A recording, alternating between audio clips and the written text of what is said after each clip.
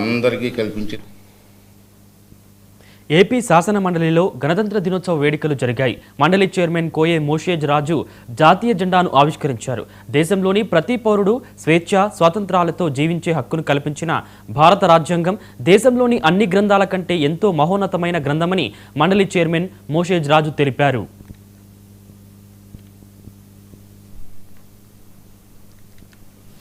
మన పరిపాలన మనమే చేసుకోవాలనేటువంటి ఉద్దేశంతో మన రాజ్యాంగాన్ని రచించుకోవటానికి ఏర్పాటు చేసినటువంటి కమిటీకి డాక్టర్ బిఆర్ అంబేద్కర్ రాజ్యాంగ పరిషత్ చైర్మన్గా ఏర్పాటైనటువంటి ఆ కమిటీ ఎన్నో దేశాల రాజ్యాంగాల్ని పరిశీలించి పఠనం చేసి అధ్యయనం చేసిన తర్వాత మనకి ప్రపంచంలోనే అతి పెద్దదైనటువంటి ఒక లిఖిత రాజ్యాంగాన్ని రూపొందించడం జరిగింది.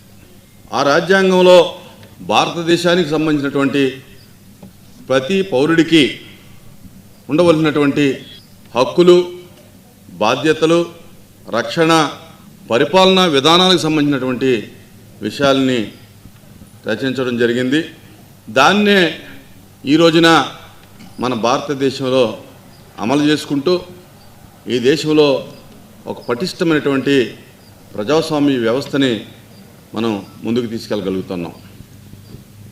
ఈ రోజున మనందరికీ కూడా ఈ దేశంలో ఉన్నటువంటి ప్రతి ఒక్కరికి కూడా కాశ్మీర్ నుంచి కన్యాకుమారి వరకు